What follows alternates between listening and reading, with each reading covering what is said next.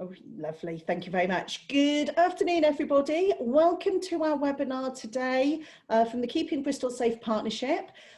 Today, your presenter is going to be Kathryn Antrobus, who is one of our adult mental health specialists at Bristol City Council, well, attached to one of the Bristol City Council teams, the Family in Focus team. I'm going to ask everybody to keep themselves on mute, please, throughout Katie's presentation. We do want you to be able to ask questions, but we're going to do it at the end of the session. You can put them in the chat function if it's something you're worried you might forget, and I'll make sure I pull them back out when we're nearer the end. So please keep yourself on mute. You do not have to have your cameras on for this presentation, and I need to make you aware it's being recorded for people who might not be able to access it today. So if you leave your cameras on, you may be included within that recording. And the other thing that's very important when it comes to the fact that we're recording is we must not discuss any individual family cases on the recording. So if anybody wants to have that kind of conversation with Katie, can they please make sure even an anonymised one needs to not be on the recording. So if you do want to have those conversations, please give us advance warning so that we can think about whether or not we stop the recording for those conversations or have them with Katie outside the session. If you would like a copy of Katie's slides, I'm going to put an email address in the chat for you to send an email to, because we find that some of you want the slides and some of you don't. So email us just to say, please send me a copy, and we will send them out after the presentation. And I am going to mute myself now and hand over to Katie to present for the session. It's over to you, Katie. Thank you very much. I will do my best to try and make it all work. Okay, so just going to try and get it into full screen. So that's your slideshow tab that you're looking for, Katie, at the top. Of course. Sorry, I'm still learning all these things. Slideshow. So when I press, just remind me again, Esther, when I press slideshow.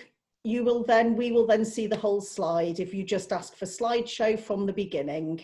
Slideshow from the beginning. I think it's far left. There you go. Is that everyone can see that? You are done. Well done. Lovely. Well, welcome everyone, and thank you for coming along to this presentation. So it's a bit of a meaty one, so I'm going to try and explain it as best as I can, but please do ask questions at the end if you're not really understanding what I've said, or if you'd like anything going over. So it's formulating post-traumatic stress disorder within domestic violence and abuse.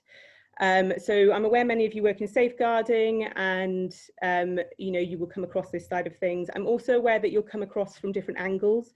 So if you're predominantly actually working with children, but you're obviously working with the parents as well, it's about information. This is about kind of looking to make you more confident with this type of disorder. Talking to colleagues, I know that sometimes kind of when these presentations show up, they can be quite nerve-wracking to work with, and there can be a fear sometimes that you might be saying the wrong things. So I'm hoping this might be an opportunity to alleviate some of those fears as well.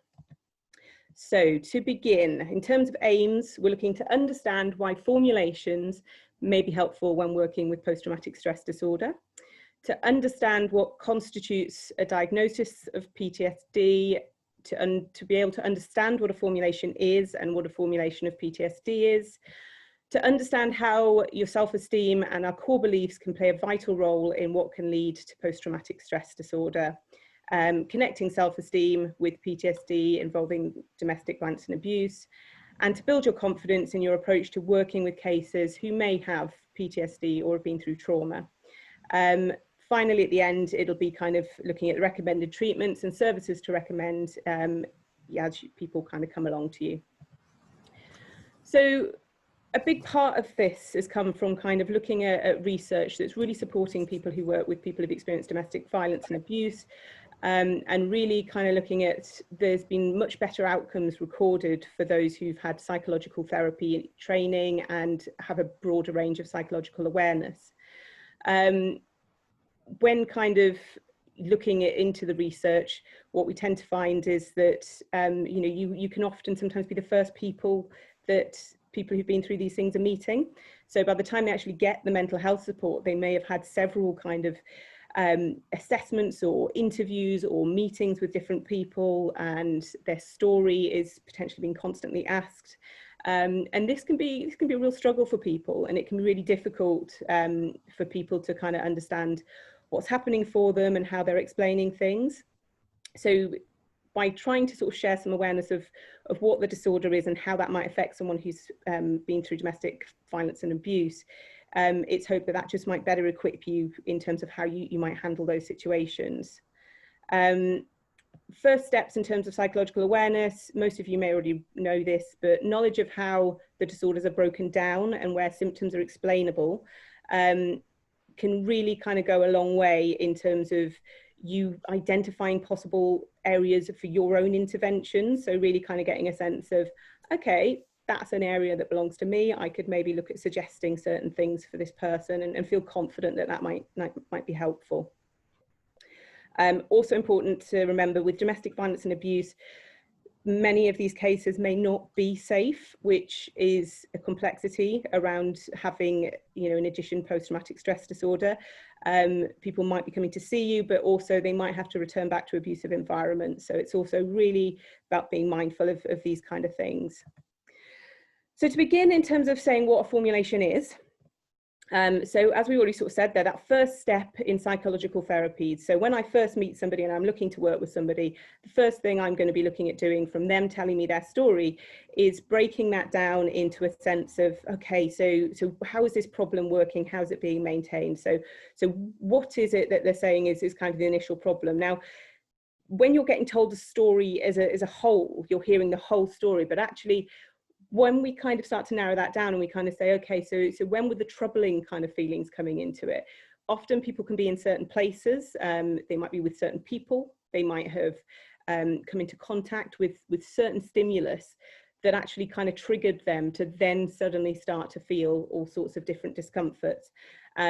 Traditionally, formulations are broken down into that sense of what people might be thinking, what they might be feeling, that's both emotionally and physically, and also looking at maybe things that people are doing that they don't think is very good for them, but yet they're finding they can't stop themselves. So a formulation is essentially that. It's a hypothesis based on the information that you get at the time. So bearing in mind that when people come to see you, it's not necessarily all going to come out at once. It may come out throughout your whole journey working with someone. It might come out in the first 2 or 3 sessions. But you're really kind of going with what you've got.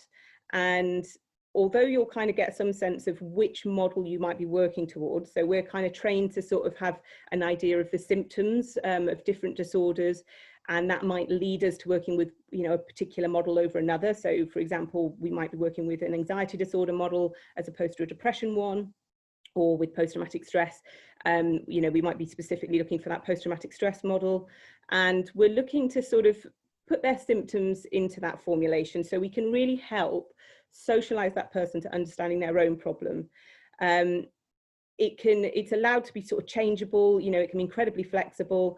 Often you have the base template of your model, but you can really make that work for that individual person. So it really fits them and it's understood in their language. So it's more about really you having a good understanding and then you being creative with how you might tell that person. So looking at post-traumatic stress disorder as itself, it can present really complicatedly because the symptoms aren't always present all of the time. You can have someone who has been through a trauma some years before and, for whatever reason has come into contact with something that they may not have necessarily even associated with the trauma, but are suddenly finding that they're re-experiencing a really difficult time for themselves. Equally, you might find someone who's re-experiencing on a daily basis, who's encountered multiple traumas and the brain is flicking through them. People can report that they feel that they're in a film. They can appear very distant. So if they're suddenly recalling something, you might notice that somebody suddenly just doesn't look like they're quite present with you anymore. This is something it's really normal, and kind of looking at it, kind of the protective measures that might come into place, particularly if the brain tries to sort of block anything it can't cope with. it will just adapt as it needs to, because the brain's designed to survive. So it's going to do absolutely everything it needs to do to help you deal in the moment. And if you cannot deal with what is happening to you or what has happened to you, it will cause itself to just shut down and cause some blockages. However, they don't always stay shut, and they can be reopened if there's a significant enough trigger. So what I mean by a trigger is something that is connected in some way. So that could be, it could be a smell, it could be a particular place, a person, it could be a phrase that somebody is suddenly said to you. In childhood abuse, this is, you know, it can be really common because a young brain is not equipped to deal with high levels of stress and the amount of cortisol and adrenaline that could be sustained during a traumatic event.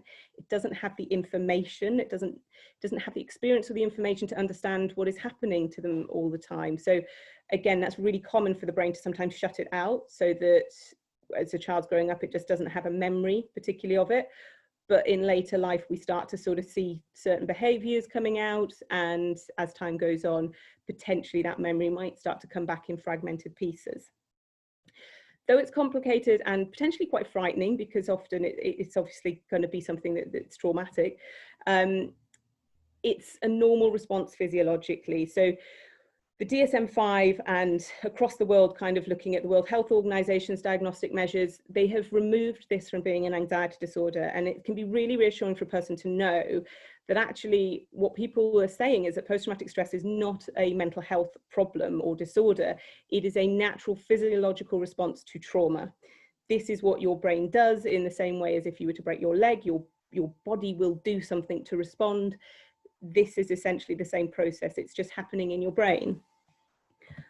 So in domestic violence and abuse, the additional complexity is that the person will likely have potentially experienced this multiple times.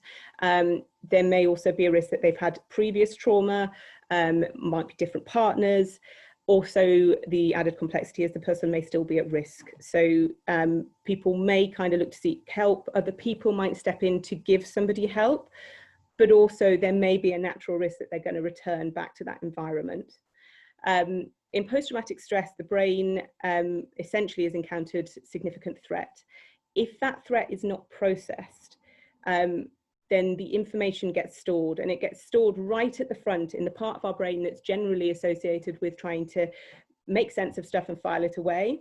Now, if it cannot process it, the thing that it's going to have to do is to keep it there, and it'll just keep it there, mixing in with all your other information that's coming at you. So things like you putting your keys down, things like you remembering where you parked the car, things like needing to pick up people from school, different things, all of that information is going to be churning up with this memory.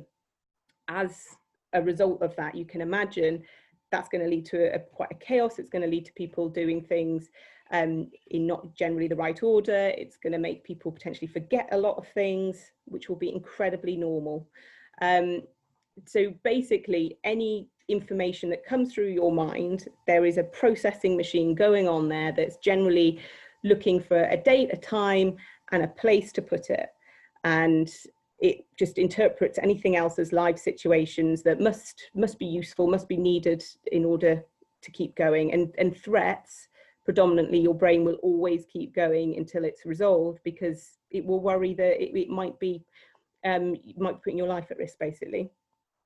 So because it's there, and because the nature of post-traumatic stress is that the chunk of memory that's remembered is as if it's just happened, that's what would lead to what we call the flashback, the reliving of the experience. It's right there, it's never been filed away, so there's never been any distance put between it. So that memory is there as if it is still happening. So as it sort of says, multiple unprocessed memories cause that significant impact on a person to rationalize, deal with day-to-day simple tasks and interventions. This is what causes the knock-on mental health problem, because while post-traumatic stress is a normal physiological response to trauma, mental health comes from people experiencing that, not understanding that, and trying to deal with their day-to-day life, and that feeling like they're getting it wrong, feeling that they're under pressure, not being able to talk about things or explain things. So that can lead to people having a huge amount of anxiety and depression around what is going on for them. So in terms of categorizing it, I like using the Diagnostical Statistical Manual. I find it just an easy read. The World Health Organization also is a main one for looking at diagnostic categories. So things that lead to a working diagnosis for most of us, unless you're a psychiatrist, in which case you get to give the formal stamp of approval that it definitely is a specific disorder. So the 5 categories we're sort of looking at is a person re-experiencing the traumatic event. So somebody who is re-experiencing back in that moment that traumatic event, and what we're sort of saying is beyond a month, if that is still happening, then that's when we're looking at a post-traumatic stress disorder diagnosis. Anything up to a month can be considered more normal because your brain is trying to process something that's a big deal. Things also that kind of lead to that diagnosis is avoidance. So generally speaking, again, through your brain trying to protect you and your logic, you will generally find that people would avoid anything at all that they feel is to do with that traumatic event. So it can be a carpet feel, it can be a certain item of clothing, a certain smell, it can be cats, for want of a definite thing, anything that is randomly in that memory that doesn't necessarily have to have been the specific thing that has hurt them, but things that have just got caught up in that trap of a memory, that person will naturally look to just not go near, because if they don't go near it, it won't be triggered and they won't have to go through it again. So you might notice as well that a person has turned very negative, that they're, a big change in their character or personality. Their beliefs might be really difficult for them to talk about. They might sort of suddenly just not see themselves at all, or really kind of be going down a different track to how they used to be.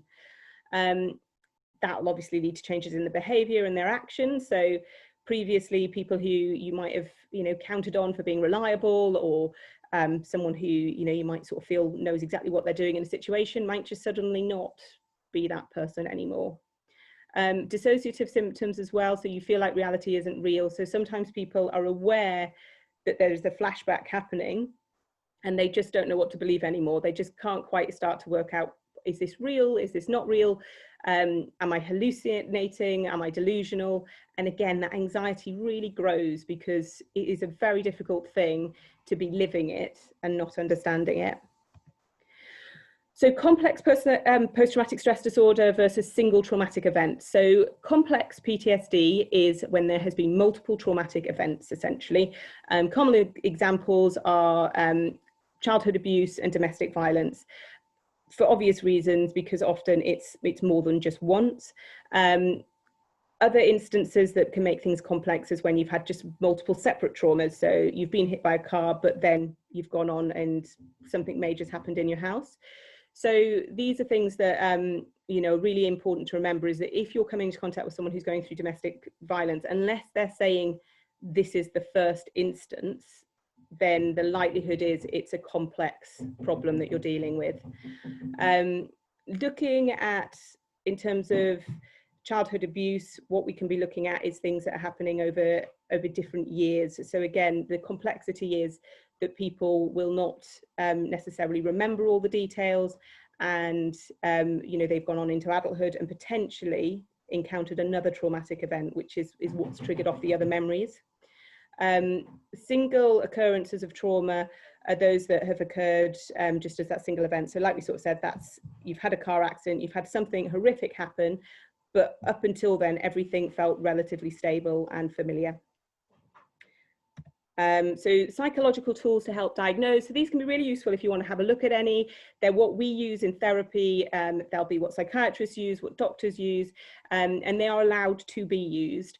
But they give a really good idea of just breaking down a person's problem. I wouldn't recommend you use them with a person unless you were specifically wanting to do something and that was under supervision and guidance. But they can be really useful for you just to have a look at and just get a real sort of sense of what things specifically look towards that post-traumatic stress disorder diagnosis. Impact of event scale, that's a really useful one that we use to measure the before and the after of therapy. So it's something that really tells us whether or not our therapy is working, and it just gives that kind of measure to sort of help a person kind of realize how far that they're coming. So briefly to just go through, so in terms of trauma and the brain, the things that are generally being activated and used is the amygdala, that's the fight and flight and freeze response, the hippocampus, so that's where all our memories are stored, the thalamus, that's all our sensory, so all the things that lead to kind of triggers of flashbacks, that's all taking place in the thalamus. The prefrontal cortex it's a real problem-solving machine. It's where all the information is there to make decisions and to feed back to that hippocampus, so it can either file memories away or it's using them for further knowledge. So just recapping, so PTSD, it's not a mental illness, it's a psychological injury. Looking at things that might happen to your brain when you're experiencing it is that the hippocampus might shrink. So because they look at the cortisol that kind of gets released if your brain has been under threat for quite a long time, they liken it to like a pickling effect. So what it happens is it shrinks that space. And naturally what happens if you shrink that space, you have less memory capacity. So people who report, you know, they can't remember things when they've been through a lot of stress or a trauma, it's a perfectly normal response. It's just because there's a lot of chemicals going on in there, and that's what it's doing. When a trauma has been treated or a person who's moved on from it, it will go back to normal.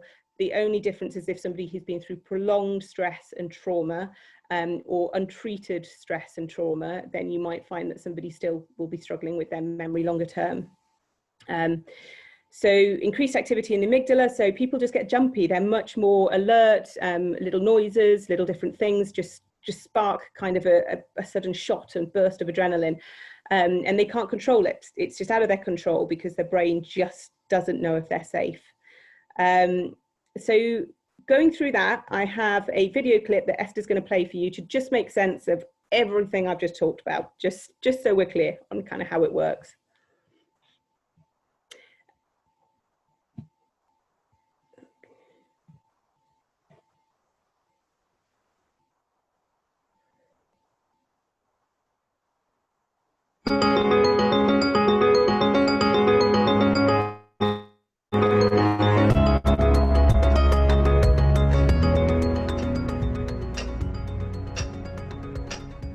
We need to take a statement so we can establish what happened on Saturday night.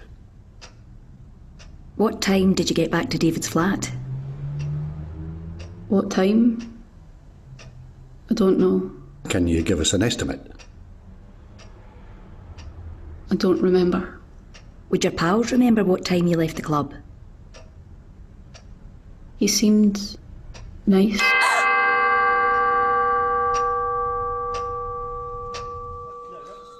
She didn't remember much, did she? I know. And now we've got to waste more time on a daft lecture. We know how to deal with victims. We've had years of experience. Well, some of us have had more years than others. I'm in my prime, I'll have you know. That'll be right. Today's session is about trauma. The latest in brain science will help you in your work. I'll start with a tour of the parts of the human brain. The reptilian brain maintains basic bodily functions. The limbic system is also instinctive. It deals with fear and pleasure. For example, you pat a dog, it senses pleasure, and without thinking, wags its tail. The neocortex is the site of logic, imagination, planning and control. It's more sophisticated, but because it's conscious, it's slower than the older parts of the brain. The amygdala is a key part of the limbic system. It has one job, to sense danger and set off the alarm. When it's a matter of survival, the primitive parts of the brain override the conscious part. There are three possible survival responses: fight, flight, or the one that people don't think of, freeze. When the alarm goes off, blood and oxygen are diverted to muscles, adrenaline floods the body, and all systems that are not crucial to survival are switched off. Normally, the job of the hippocampus is to file memories so you can retrieve them later, but in times of danger, it stops filing memories, which makes it harder to gather evidence later on. Instead, the hippocampus switches to pumping cortisol. What's useful about cortisol is it stops us feeling pain, so we can focus on survival. Can anyone give me an example? A farming accident where a man carried his own arm for a mile without feeling any pain? Yes, excellent example. It is an evolutionary safety mechanism which is fast and instinctive. In essence, it's our body's very clever way of protecting us. To recap, an example of the three parts of the brain working together. You're standing at a bar. Your reptilian brain is keeping your heart beating. You're enjoying the pleasure of a nice pint with your limbic system. You're using your neocortex to work out if there's time for another before the last train. What could happen to make the amygdala kick in? What if this happened? The way you'd respond would depend not on your logical brain, but on your instinctive brain. Being glassed in a bar would be a traumatic experience. Who can give me another example of an event that can cause trauma? War? Rape? A car crash? Good, yes. Trauma occurs when a person is overwhelmed by something beyond their control. The survival brain takes over the rational brain.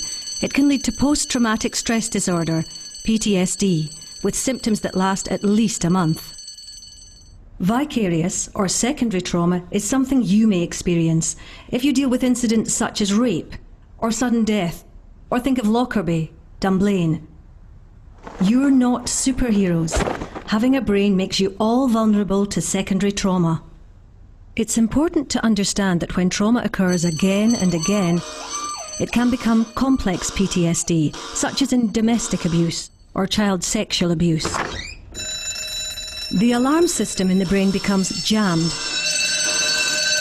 Memories are stuck in the limbic system, so a trigger can set off the alarm.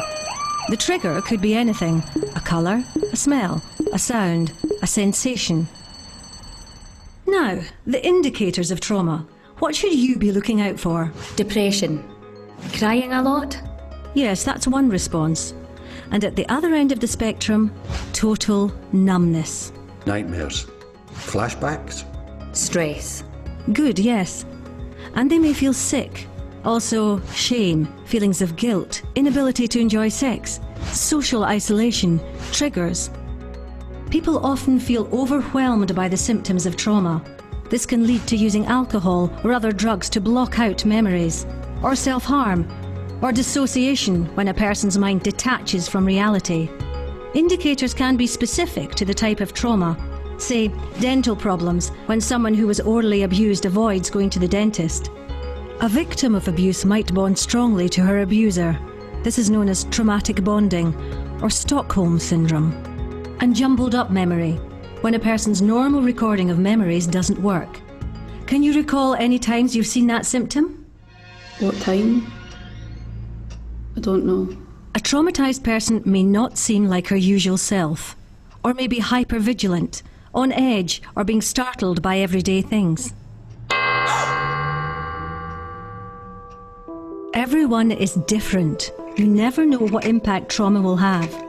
Symptoms can change from day to day.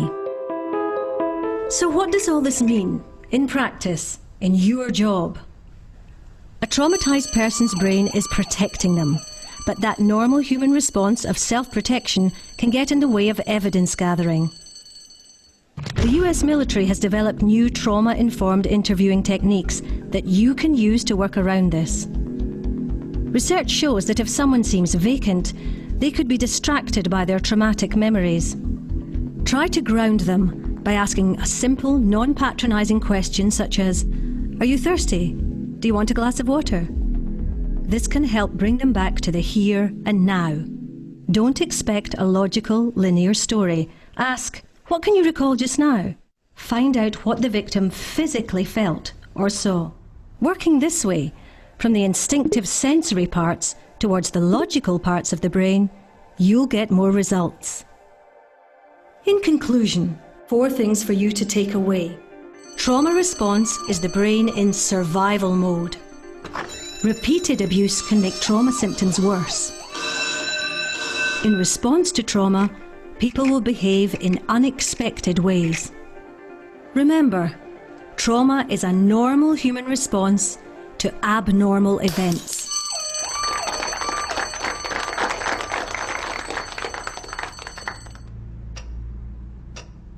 We know that you've gone through a really painful experience, but we need to take a statement to understand what happened on Saturday night. Are you able to tell us anything that you remember about his flat? Anything at all? A dog barking. Are you able to remember any physical sensations or feelings that you had? Cigarette smoke. Can smell it now. What was going through your mind? I couldn't understand it. I just couldn't move or even scream. To freeze is a perfectly normal response. So you start with the memories, you don't start at the beginning. You have to engage with our feelings to get to the facts. Makes sense. Check you, Professor, getting all sciencey on us. Well, if it gets us usable evidence. There's life in the old dog yet. Oi.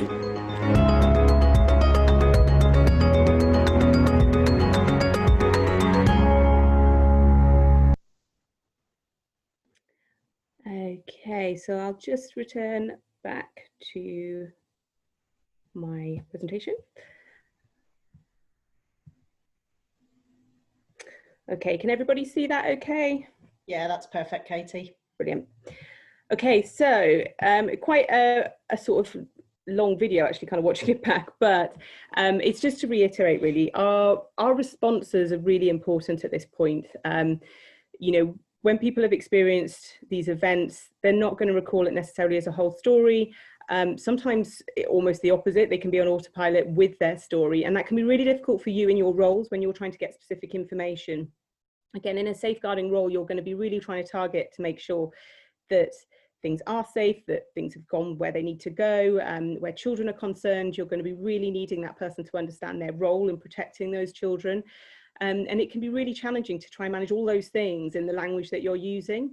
So being aware of this, and right at the end, we'll kind of look at it, kind of just sort of some general guidance. And I'm pretty sure this is stuff that you are already doing, but it is about kind of just having confidence in knowing that what you're doing is the right thing, and it is best to handle something that's as complicated as post-traumatic stress. So in terms of formulation, so in mental health, we look to break down those symptoms and to put it together in something that can help a person understand their problem, and it can help us understand where to start treatment. This is a really basic model of post-traumatic stress. So this is using a cognitive behavioural model. That's one of the main treatments in terms of these types of problems. So I'm using one of those models, and this is the basic 5-area concept. So the trigger often for people is the flashbacks and the nightmares. This will lead, now any one of these areas could start it. So if I go around in order, but bear in mind for people, this could start anywhere. So generally speaking, thoughts, so people might kind of have thoughts around the events will never leave me, I'll be haunted forever. It could be any number of different things relevant to that person. Shame and guilt feature a lot in trauma presentations, and that can really block a person's ability to really give you their vulnerable information about what they're thinking, because it can often be things that they feel a lot of shame about. It's not always the obvious. It can be just little specific things they remember when people have been abused. So women who've gone through domestic violence and, you know, they've potentially been raped or attacked sexually.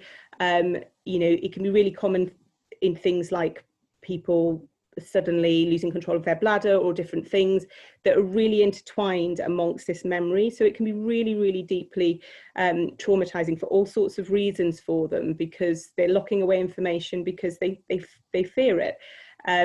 If we can get to that information, often once that's out and they can see it, it can become kind of in much better perspective. They can start to realize, actually, that's okay that has happened.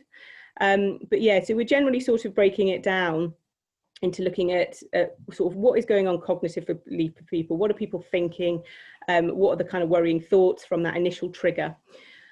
So mood, we're really trying to get a breakdown of how people's emotional states are. So what are they feeling in that moment? You know, as was sort of demonstrated in that video clip, if you're struggling to kind of get information, sometimes just talking to someone about how do you feel right now, can you name that feeling that you're feeling, whereabouts is it happening in your body, just to really bring them into the present and the moment for just getting a sense of what's going on for them. Physical sensations, so all sorts of symptoms can come back with this. The brain has the capacity to remember every single detail.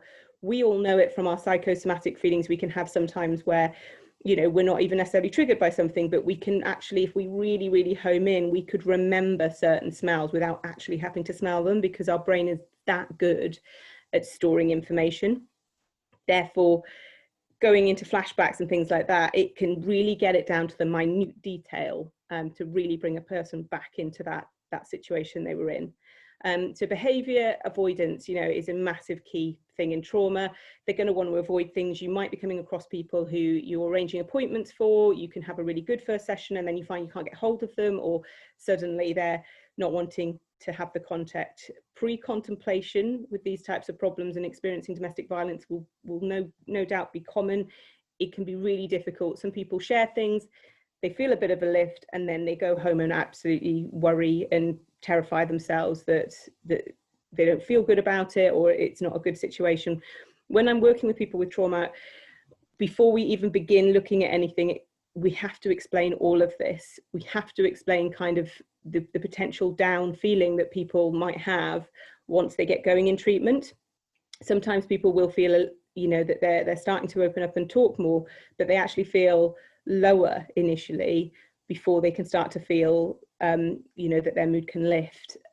That's a huge chemical reaction as much as anything else. The more energy we're using and talking about something traumatic is we're releasing a huge amount of cortisol and adrenaline, but also things like your serotonin will be being used much more. All those chemicals that keep your mood nice and stable will be using just by going through this process. So self-care is incredibly important, making sure people have rest, that when we're going through it, overwhelmed feelings, so that's come up a lot in the video, and you know, when you look at any information about it, feeling overwhelmed is really important to remember that people will only necessarily be able to give you little chunks and then actually need a break and a talk about something normal. So this is generally, you know, how I explain to people. So, you know, to give people sort of a layman's terms, the thalamus, everything your senses give you. So what you see, what you smell, what you hear, what you touch, what you taste, that information is going through your brain all the time in that prefrontal cortex. And what I kind of talk to people about it being called as that information processing center. So it's getting these details, it's going back to the hippocampus, to the memory store system to go, do we know what this is? Are we okay with this? Well, where should I store it in order of relevance? Oh, well, I might need it later today, so put it somewhere near the top. Or, oh, that was just actually a random thing, so you can put it somewhere near the bottom, that's fine. But it is sophisticated enough to recall that information when any of those sensors are triggered in terms of recognition of there being a connection. When it's post-traumatic stress, same thing happens, only you've experienced something traumatic, the panic button's gone off, it floods everything to kind of get to the information of the crux. So your prefrontal cortex has suddenly got whacking great doses of adrenaline to deal with. In amongst the trauma, it's trying to desperately process through that filing cabinet to see, can I do anything about this? Do we know what this is? What can I do?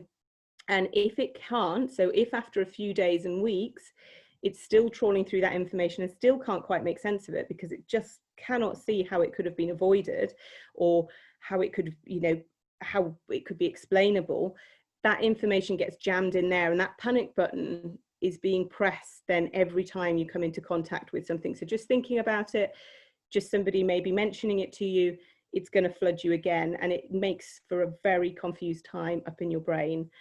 So this diagram is what I tend to use for people, and I draw it for them. I just kind of have in my mind that I need to remember these sort of 4 areas, and I can draw it so they just get a rough idea of what's happening to it. And I've had so much good response to people feeling like they just get the sense of, oh, okay, that's what my brain's doing. And that can really alleviate a huge amount of stress. It can really make people feel like you understand, and really start to help them feel that they've got a bit of logic back, and the brain likes logic. That's going to give it a little bit of sense, a little bit of memory ability to file something away initially, just because it's starting to get a grip on kind of, okay, this makes sense. It also helps connect people to treatment. They're much more likely to engage in the process of treatment if they trust that what you're saying makes sense. So in terms of self-esteem, you know, and looking at what self-esteem has got to do with it, domestic violence and abuse, self-esteem is huge within that. in terms of kind of whether somebody's just experienced their first domestic violent relationship or whether or not this has happened multiple times, self-esteem will definitely be affected. It may even been something that led to part of kind of connecting in that relationship. It might be what people have become used to based on their own previous childhood or experience as an adult. So a little bit about it. Shattered assumption theory by Janov Bullman. That's a theory proposed that experiencing traumatic events can change how victims and survivors view themselves and the world. So this theory is related to what they sort of feel happens in terms of that self-esteem and that pre-state of where you are in terms of how you feel about the world. So when people talk about core beliefs or schemas, you know, another word for that is our general assumption, our general base for three common areas, which is how we feel about ourselves, how we feel we fit in the world, how we feel other people are in the world. Do we like other people? Do we think people are trustworthy? Do people treat us nicely? And the world. So, you know, is the world kind to you? Is the world a safe place? Depending on your experience will depend on how much information you have about each of these areas. If you have not come across anything particularly about the world that has worried you so far, you might feel that it's quite safe. However, COVID-19 has happened and suddenly everyone might feel that actually it's quite a risky place. So it's important to remember that we generally will have just some generic areas which have just got a little bit of a stamp on a general assumption we made.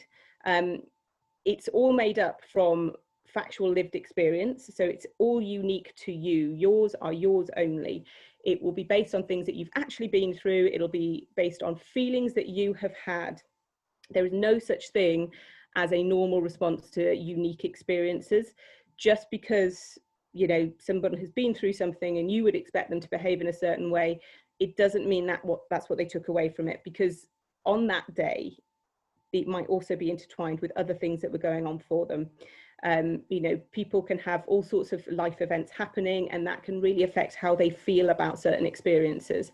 And all that data gets stored. So as children, young adults, going through that adolescence period, these general assumptions, these core beliefs are being formulated and just left there. They're not truths about who you are. It is not true what your belief is about you. It is your perception, and your perception will come from your personality, from your experiences, from how you've been brought up, how you've been cared for. So it is important to remember that they are not a truth, that they are just your perception that gives you a guiding light in how you might try to negotiate your life and survive it. So Janov Bullman's theory is basically sort of saying that we have these ideas, these assumptions of where we are in the world. Trauma is when it pierces that belief and essentially shatters it. So examples could be, you know, the world's quite a safe place. You know, as long as I kind of keep myself kind of following all the rules, I keep the right side of the law, I make sure that I abide by road rules.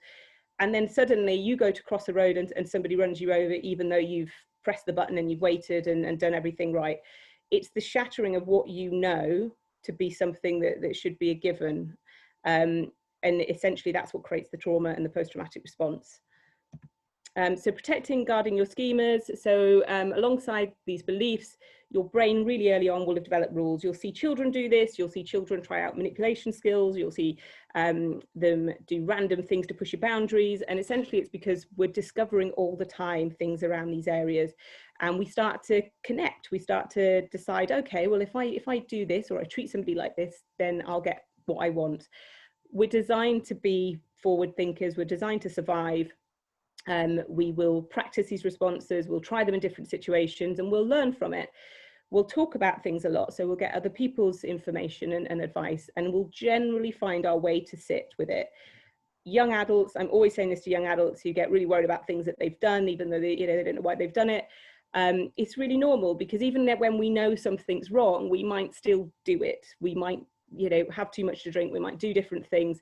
And we might even do it, a few times before we finally go, that doesn't make me feel good. I'm not going to do that. And there you have a belief that is formed and a rule system that will start to respond to protect you from doing the thing that you don't want to do again. If you have been through a trauma, if you are in an abusive relationship where somebody controls your schemas, your rules, your policies around kind of what you can do, that's when it gets really difficult, because suddenly your coping mechanism is gone, and it means that those vulnerable core beliefs are really open. They're there to make you look at the world through probably quite a critical and vulnerable place of yourself, and they can be really difficult. And a lot of what we can kind of find from a domestically violent relationship is that a person who is going in there to control and to abuse somebody in that way will be very carefully working through those boundaries. They'll be removing friendships, they'll be removing certain activities that person might have done that they enjoyed. And all these things are our coping, our protective layers. So those things are being chipped away. So by the time you get to that kind of vulnerable bit, you combine that with some pretty abusive things. You've got this person who's coming to you with very limited ability to be resilient.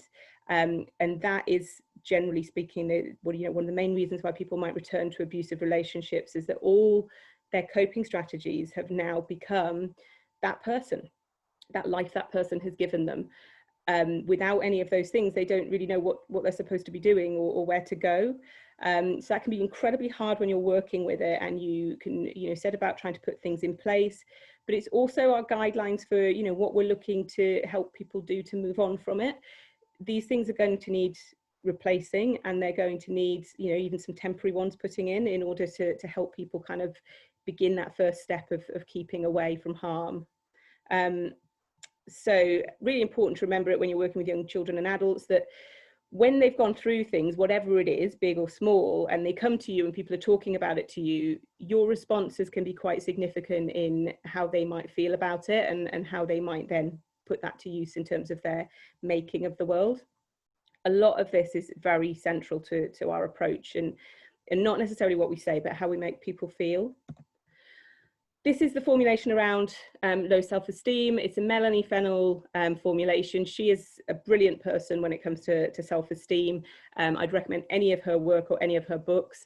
But basically, in a nutshell, it's just recapping on what we've sort of said. So you've got the temperament, you've got your life situations, how you've experienced things. You'll have your bottom line, your schema, your basic core belief about what is going on. And if you've got low self-esteem, it's going to be negative. You then create your rules for living. So in order to avoid that bottom line being true, or by bothering you, you do certain behaviors. So you avoid criticism if you feel that your bottom line is that you're a failure. You make sure that person that you're living with always gets exactly what they want, and then they won't attack you. That's all fine until suddenly a trigger situation happens where you followed those rules and something happens. It still happens anyway. When you have low self-esteem, rather than put that outwards and see that that's that person's fault, what you tend to do is internalize it and go, I must not have done it right. I must not have done a good enough job. It is my fault. It will activate that bottom line. You might have anxious predictions about it. It will cause you anxiety. You then adapt to doing behaviors that might deepen that cycle. So you start doing other things. You start doing other things that they might want you to do. And it basically essentially will keep leading to more self-criticism and a real cycle of not being able to get out of it. So just recapping from the domestic violence angle, low self-esteem, generally what we're sort of looking at is a pattern of negative expectancies for themselves, low effort, high anxiety. So the anxiety is hugely there. They're looking at a situation that they can't get out of. All they see is that it's their failure, that it's their situation that they can't get out of. There's a lot of self-blame, and it just keeps feeding that low self-esteem cycle. It's their fault. It's them who've done something wrong. There's no point in trying to get out or do anything because it's going to keep happening. So these are important things for you guys to remember. Like I say, I'm sure you probably do these already. So this is just to hopefully reassure you.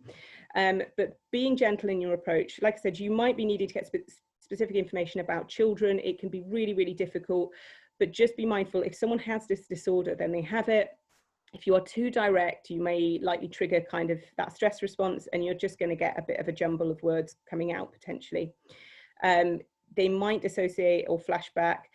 That would be normal. That is fine. That is a case of just stepping back and just trying to sort of ground them to that moment again of, would you like another cup of tea? I'm just sort of noticing, how are you feeling right now? You're just generally stopping your train of thread.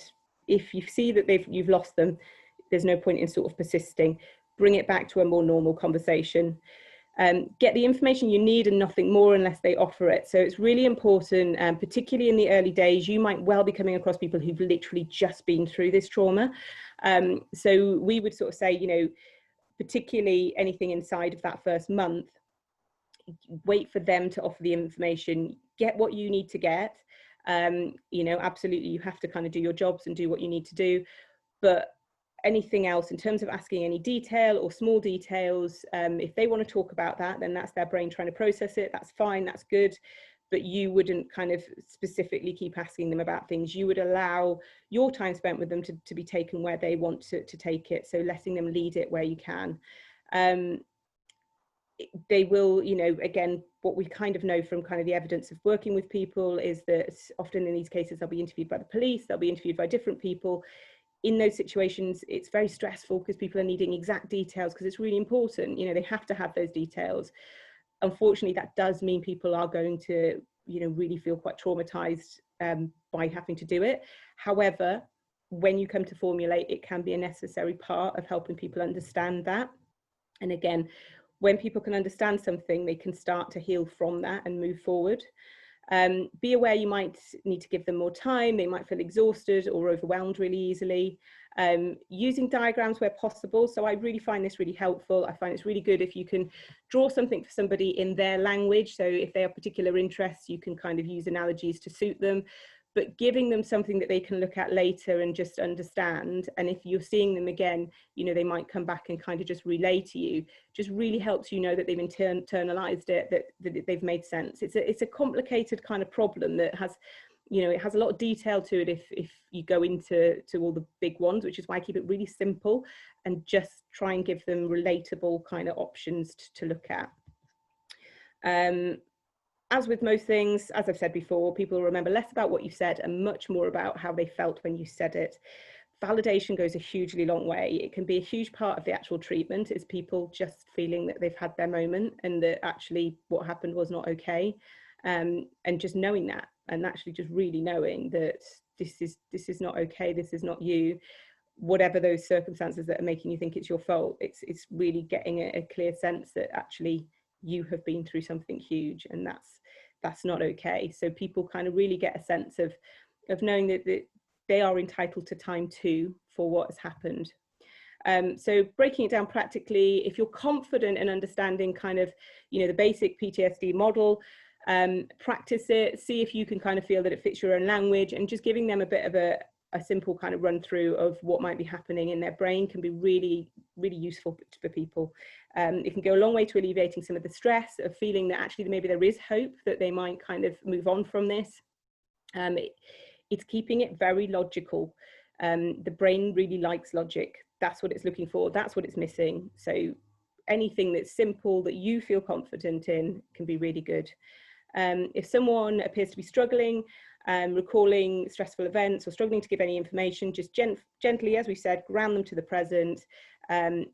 Always when you finish a session, just go back, ask what they're doing for the rest of the day. Mindful chit chat goes a really long way in this situation, or mindful exercises can be really useful. If that's something that works within your role or your time frame, there's loads of mindful extracts that can be really useful. Some breathing exercises, things that just bring people back to the moment and give them a little break from all of this. A lot of people I work with, some of those sessions are predominantly spent on that, because actually if they're in a complex situation where they're still, you know, going through the threat, or they've literally just come out of their threat, so they're not ready for treating the trauma itself, I will just work mindfully with them and do exercises with them to give them a break from their brain, and that can be really good. When it comes to helping poor self-esteem, practical building of those new rules. So think about things that they might need to protect their own kind of sort of beliefs. So looking at things about how you can get some temporary things. So the basics are health. So physically, are they well? Did they need to get something done about any of those things? It would be really good to help them make that appointment, or encourage that appointment, or encourage them to talk to someone who can help them for that appointment. Security, you know, are they at risk of losing their home? Have they got a home following all that's happened to them? All of these basics are really useful and start to build that self-esteem back. socially, making sure friends and family are contacted, that they know, you know, that is okay, that they can start to use people if they have them in their lives. Finances, so money can be a huge thing in domestic violence, you know, ensuring that they're set up with the right links for how they're going to survive. Simple self-care things, so how are they going to be good to themselves, how are they going to be kind to themselves? They're probably going through a huge amount. If they've got children, they'll be trying to protect them, do a number of things to kind of get them on their journeys of recovery. What about for them? What is the things that they might have for them that they could enjoy and be given permission to do? Permission's huge. When people feel guilt or shame, they really struggle to give themselves permission to then be kind to themselves. So you can do that. You can give them that permission, which can be really useful for them. So in terms of services and treatments, cognitive behavioural therapy is a main one. It works incredibly well with simple trauma and can work very well with kind of complex trauma if used properly. It's there's lots of aspects to cognitive behavioural therapy that we might try and move around in, but the EMDR, so eye movement and desensitization reprocessing therapy, I think can be like really useful for complex PTSD. It's something where it basically distracts the part of your brain that's dealing with those emotional states and really allows that information that's underneath, so that fragmented memory that it needs to get out and piece back together so it can put back properly in the memory store. It really helps give someone some access to that. Medication, that plays a part for people who are really struggling, you know, and can just help to build their resilience. So by providing a bit more serotonin for them, it's giving them just an excess of something to deal with things that are being used up. So like I sort of said, people can go lower in treatment initially before they can go up. For some people, they might need some extra support in order to have enough store in them to be carrying on. And these are suggestions that you can suggest they talk to their GP about to see what might be the most suitable for them at the time. Treatment services, so Vitaminds, I was just talking to them this morning. They have their own, you know, core base of sort of cognitive behavioural therapy, but what they do also have is some subgroups that they fund. So I was talking to someone from the Refugee and Asylum Agency who does trauma groups. So although they're not part of VitaHealth, they do get paid by VitaHealth to deliver treatment around trauma and various different things. So, so it can be worth getting a referral from them because they'll also have a huge amount of other resources they should be referring other people onto. In terms of AWP, there's a link here which gives you all their information about trauma and kind of where to go with it. They don't, in terms of treatment of trauma, you don't tend to see a huge amount happen kind of under that secondary care bracket unless there's a huge amount of risk, which can come up for some people in terms of risk to self and harm to self through what they've been through. If that's the case, the GP will be with a referral, but if you check out their website, it'll tell you everything you need to know. We've got the Greenhouse Project, so looking at sexual abuse and childhood abuse. They've got great packages for people and for families. SASAS, I really like this service. They've got some really good helplines where you can call, you know, as and when you need it. So even before you've kind of got treatment, you can get help straight away, which can be really useful. The Refugee Council, so we're seeing so much more of this. There's a huge boom at the minute of just the amount of asylum seeker cases that are coming through, and there is a huge amount of abuse that has taken place for them. Womankind, which I just found out, so I'm letting you know if you don't know this, have specifically been given some additional funding for abuse cases that are to do with any asylum seeker cases that might come your way or any refugee cases. So it's just worth knowing that if that is anybody who come through, because they don't have a huge waiting list for that treatment to be used. Next link in the Freedom Project are obviously specific domestic violence and abuse services. Generally speaking, I think they get around 6 sessions of counselling. And again, that can be incredibly useful because that's often in those earlier days, which is before you would look at specifically treating trauma. So that is it in a nutshell. I have waffled through it and I possibly have, I think I've just kept a time for an hour. So, so yeah, so any questions, please let me know and I will do my best to answer them.